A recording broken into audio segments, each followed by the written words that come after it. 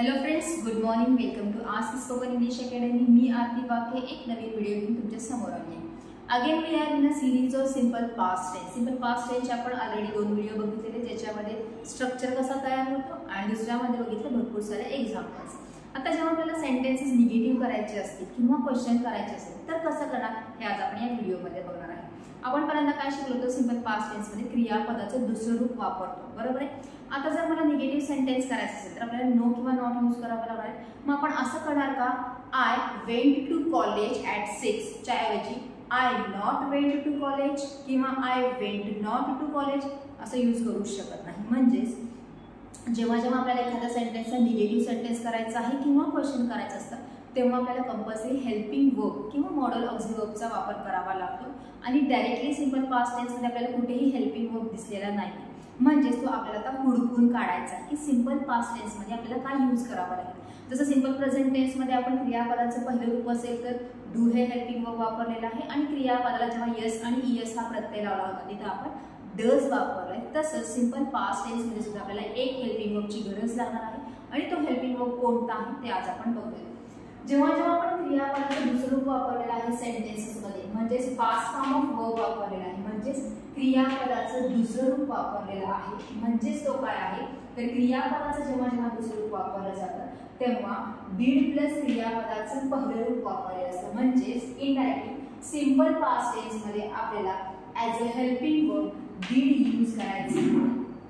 मग जर मी did use करत असेल तर त्याच्यासोबत लगेच वी डू येणार का, तर ऑफकोर्स नॉट. तर आपल्याला त्याची फोड करावी लागणार आहे. म्हणजेच जेव्हा जेव्हा डीड हा हेल्पिंग वर्ब येणार आहे त्याच्यासोबत वी टू न यूज करता आपल्याला यूज करायचं आहे क्रियापदाचं जसंच्या तसं पहिलं रूप. डीड सोबत आपण कंपल्सरी वी वनच यूज करायचं आहे. जर वी टू वापरला तर त्या वाक्याला अर्थ राहत नाही. त्यामुळे आपल्याला जसे क्रियापदाचे दुसरे रूप माहिती आहे त्याचे मेन जे वर्ब आहेत हे माहिती असणं गरजेचं आहे. अदरवाईज सेंटेन्सेस रॉंग होण्याची शक्यता आहे. आपल्याला क्रियापदाची रूपही पाठच पाहिजे. तरी मी तुम्हाला फर्स्टला पण सांगितलं आहे 3 forms of verb, go, went, gone, run, ran, run, eat, ate, eaten, jump, jump, jump, play, played, played हे तुम्हाला पाठ करावंच लागणार आहे 1 ते 6. मगच तुम्हाला त्याचा उपयोग इथं करता येणार आहे. म्हणजे जर आपल्याला निगेटिव्ह सेंटेन्स करायचं असेल तर त्याचं स्ट्रक्चर होणार आहे subject plus did plus main verb plus object किंवा कॉम्प्लिमेंट आणि कंपल्सरी टाइम येणार आहे भूतकाळानंतर की तुम्ही ती क्रिया कधी केली नाही. जेव्हा आपण क्रियापदाचं वी टू वापरलं होतं तेव्हा वाक्य होत होतं केलो, गेलो, आले, बसले, उठले, सांगितले. आता आपल्याला निगेटिव्ह सेंटेन्स करायचं तेव्हा आपण यूज करणार आहे डीड आणि त्यासोबत क्रियापदाचं पहिलं रूप. त्याचा अर्थ होणार आहे केले नाही. इथं आपल्याला सगळीकडे नॉट हे यूज करावं लागणार आहे at the time of making negative sentence. तेव्हाच आपण डीड यूज करणार आहे. अफर्मेटिव्ह सेंटेन्स असेल तर डीड वापरायचा प्रश्नच येत नाही, कारण आपण डायरेक्टली क्रियापदाचं दुसरं रूप वापरलेलं आहे. But at the time of negative sentence, at the time of question आपल्याला डीड हे यूज करावं लागणार आहे. काही एक्झाम्पल्स मी मुद्दाम लिहिलेले आहेत फक्त V two is equal to did plus एमडीचे. एमडी म्हणजे मेन वर्ब. जसं की वेट जर वाक्यामध्ये असेल तर इनडायरेक्टली त्या वाक्यामध्ये असतं डीड प्लस डीड. म्हणजे गो हे क्रियापदाचं पहिलं रूप आहे, वेट हे दुसरं रूप. आस्क्ड, आस्क मध्ये डीड सोबत आस्क हे क्रियापदाचं पहिलं रूप आहे, आस्क, आस्क्ड. कॉट, कॉट हे कॅचचं दुसरं रूप आहे त्यामुळे did plus catch. Came, came हे कमचं दुसरं रूप आहे म्हणून did plus come. Work, work म्हणजे हे वर्कचं दुसरं रूप आहे म्हणून डीड प्लस वर्क. हॅड हे हॅवचं दुसरं रूप आहे त्यामुळे did plus have. Jump, jump हे जम्पचं दुसरं रूप असल्यामुळे did plus jump. Flew, flew म्हणजे हा फ्लायचं दुसरं रूप आहे म्हणून did plus fly. Cut, cut हे कटचं दुसरं रूप आहे त्यामुळे डीड प्लस कट येणार आहे. गॉट हे गेटचं दुसरं रूप आहे म्हणून डीड प्लस गेट. रोट हे राईटचं दुसरं रूप आहे त्यामुळे डीड प्लस राईट. आणि वॉज किंवा वेअर एकवचन आणि एकवचन प्रमाणे आपण वाक्यामध्ये घेतो हे ऍक्च्युली बीचं दुसरं रूप आहे त्यामुळे डीड प्लस बी इथं येणार आहे. काही जे वर्ब्स आहेत ते रेग्युलर वर्ब्स आहेत, काही आहेत ते इररेग्युलर वर्ब्स आहेत. जे रेग्युलर वर्ब्स आहेत त्यांना फक्त ईडी प्रत्यय लावलेला असतो, तो फक्त काढला की तुम्हाला फर्स्ट फॉर्म ऑफ वर्ब मिळतो. पण जे इररेग्युलर वर्ब्स आहेत ते मात्र तुम्हाला कंपल्सरी लक्षात ठेवायचे आहे किंवा पाठ करायचे आहे. फॉर एक्झाम्पल आपण इथे बघितलेलं आहे वेंट. गो हे काय आहे इररेग्युलर वर्ब आहे. त्याच्यानंतर कॅच हे काय आहे इररेग्युलर वर्ब आहे. कम हे सुद्धा इररेग्युलर वर्ब आहे. हॅव हे इररेग्युलर वर्ब आहे.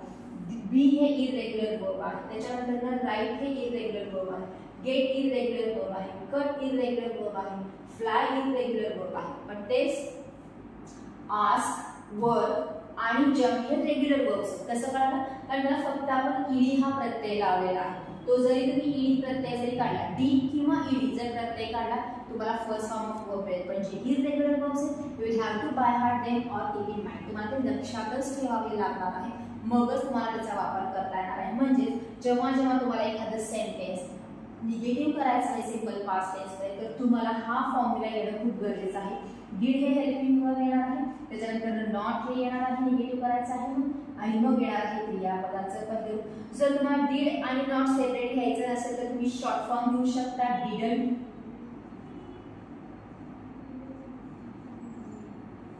डिडंट असं सुद्धा त्याचं शॉर्ट फॉर्म म्हटलं जातं. डिडंट किंवा डिडंट असं यूज करून तुम्ही काय करू शकता, निगेटिव्ह सेंटेन्स करू शकता. हे फक्त निगेटिव्ह सेंटेन्ससाठी स्ट्रक्चर सांगितलेलं आहे, सेंटेन्सेस नाही.